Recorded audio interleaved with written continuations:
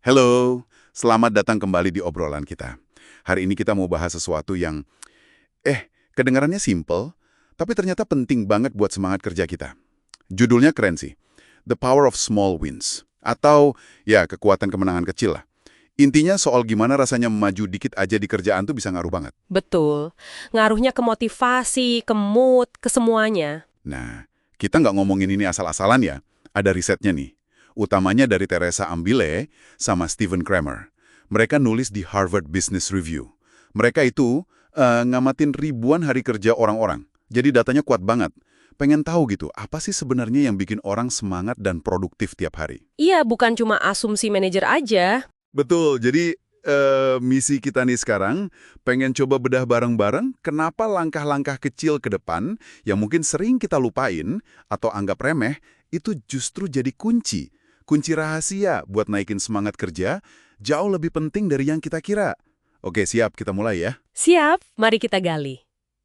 Oke, jadi inti temuannya itu mereka sebut prinsip kemajuan atau the progress principle. Idenya sih kayaknya jelas ya. Iya, kedengerannya masuk akal. Dari semua yang bisa kejadian di kantor seharian, yang paling bikin kita seneng, termotivasi, dan ngeliat kerjaan jadi positif itu, ya pas kita ngerasa ada kemajuan. Maju dalam pekerjaan yang kita anggap penting atau bermakna gitu. Nah, ini dia. Bukan bonus gede, bukan pujian heboh semata, tapi rasa maju itu sendiri. Tapi, kalau gitu, kenapa ya kok ini sering banget kelewat? Terutama sama manajer gitu. Nah, itu dia poin krusialnya. Ini sering jadi kayak titik buta buat para manajer.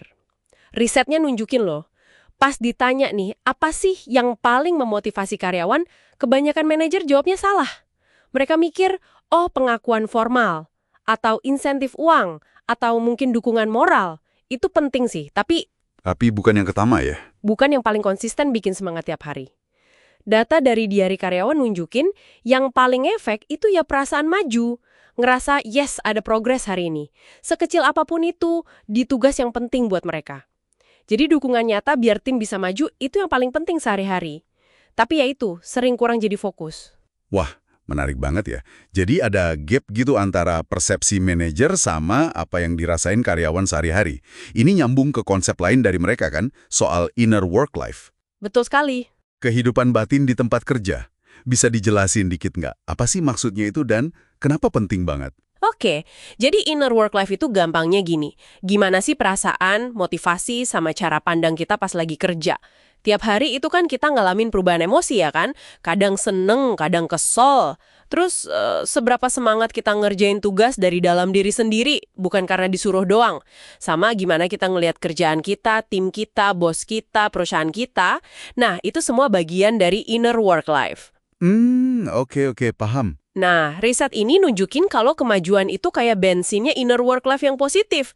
Pas Anda ngerasa ada progres, biasanya nih, Anda jadi lebih happy, lebih termotivasi intrinsik, maksudnya semangat dari dalam diri, dan ngelihat kerjaan juga lebih positif. Oke, jadi kemajuan bikin mood bagus gitu ya? Iya, kurang lebih gitu. Sebaliknya, kalau hari itu isinya hambatan melulu atau malah kemunduran, setbacks, wah, itu efeknya bisa ngerusak banget. Ngerusak gimana tuh? Bukan cuma bikin frustrasi atau sedih sesaat ya, tapi bisa bikin motivasi anjlok, jadi apatis, bahkan sinis sama kerjaan atau tim.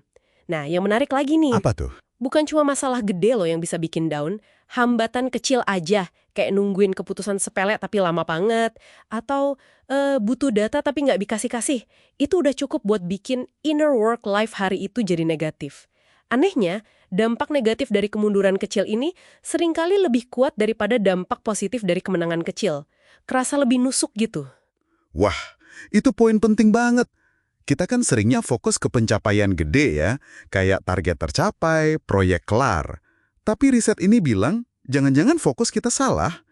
Justru kemenangan-kemenangan kecil yang rutin itu, Iya, yang konsisten. nah, itu yang efek kumulatifnya dahsyat banget buat semangat kita. Ini nih bagian yang paling menarik menurut saya. Kekuatan langkah-langkah mikro. Tepat. Tepat sekali. Bukan berarti goal besar nggak penting ya, jelas penting. Tapi frekuensi ngerasain kemajuan kecil itu loh yang bangun momentum positif. Di risetnya ada contoh dari diary karyawan. Ada programmer lagi suntuk banget, proyeknya macet gitu. Terus suatu sore, Dia berhasil nemuin dan benerin satu bug kecil aja, bug yang resek gitu. Oke. Bug kecil doang. Iya, kecil. Tapi di diarinya dia nulis, akhirnya, beban kayak keangkat. Nah, kemenangan kecil itu ngasih dia energi baru buat hadapin masalah lebih gede besoknya. Perasaan akhirnya maju dikit itu, wah kuat banget efeknya. Kebayang sih rasanya. Oke, kalau gitu ini jadi penting banget peran manajer ya. Kalau kemajuan kecil sepenting itu, gimana caranya manajer bisa bantu? Atau jangan-jangan malah tanpa sadar jadi penghambat? Nah, itu dia. Riset ini ngenalin 4 jenis perilaku manajer. 2 yang bagus, 2 yang kurang bagus. Yang bagus itu ada catalyst. Ini tindakan nyata bantu kerjaan. Contohnya? Kayak ngasih tujuan yang jelas, tapi juga realistis. Terus ngasih otonomi, kebebasan cara kerja. Nyediain sumber daya cukup, waktu cukup. Atau nawarin bantuan kalau tim lagi stuck. Pokoknya aksi nyata buat melancarkan kerjaan. Oke, itu katalis. Terus yang kedua? Yang kedua, pemelihara, nourishers. Ini lebih ke dukungan interpersonal. Kayak nunjukin respek ke anggota tim, ngasih semangat, mengakui usaha mereka, bukan cuma hasil akhirnya aja loh ya.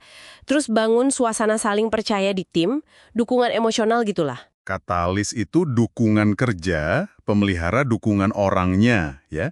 Oke. Nah, yang jeleknya? Yang jelek ada penghambat, inhibitors. Ini kebalikannya katalis. Tujuannya nggak jelas atau ganti-ganti terus. Sumber daya kurang, terlalu banyak aturan nggak penting, atau manajer terlalu ikut campur, micromanage gitu. Itu semua menghambat kemajuan. Bikin frustrasi pasti ya? Banget. Dan yang paling parah itu racun, toxins. Ini perilaku interpersonal yang negatif. Nggak ngehargain orang, ngeritik di depan umum, nyebarin gosip, atau nyalahin orang secara nggak adil. Ini bisa langsung rusak inner work life. Cepet banget efeknya. Jadi ada katalis dan pemelihara yang positif, terus penghambat dan racun yang negatif.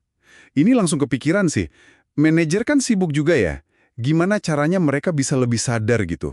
Kalau tindakan sehari-hari mereka, yang mungkin buat mereka kecil aja, itu ngaruh banget ke kemajuan dan inner work-life team. Nah, ini pertanyaan bagus banget. Kuncinya di kesadaran. Emang, manajer perlu mulai dari situ.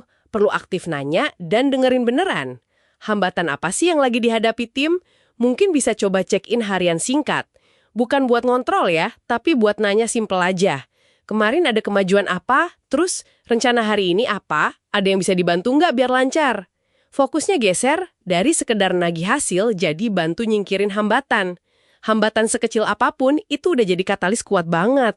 Jadi lebih proaktif bantu ya? Iya. Dan jangan remehin kekuatan pemelihara tadi. Sekedar bilang makasih ya kerja kerasnya. Atau ngasih pujian spesifik buat usaha seseorang, itu bisa berarti banget loh. Nggak perlu nunggu hasil spektakuler. Masuk akal banget. Jadi semua ini nyambung ya? Kayak siklus gitu, yang disebut the progress loop atau lingkaran kemajuan. Bisa digambarin dikit nggak gimana cara kerjanya? Bisa. Gampangnya gini, kalau ada kemajuan dalam kerjaan yang bermakna, itu bakal bikin inner work life kita jadi positif kan? Emosi enak, motivasi naik, pandangan positif. Oke. Nah, inner work life yang positif ini ternyata bikin kinerja kita jadi lebih bagus, lebih kreatif juga. Nah, kalau kinerja dan kreativitas naik, Kemungkinan buat maju lagi jadi lebih gede ya? tepat, jadi muter gitu. Bisa jadi lingkaran positif yang makin lama makin kuat. Atau sebaliknya, kalau yang dominan hambatan dan kemunduran, ya jadi lingkaran negatif. Makin frustrasi, makin nggak maju, makin negatif perasaannya. Begitu terus. Wah, jelas banget.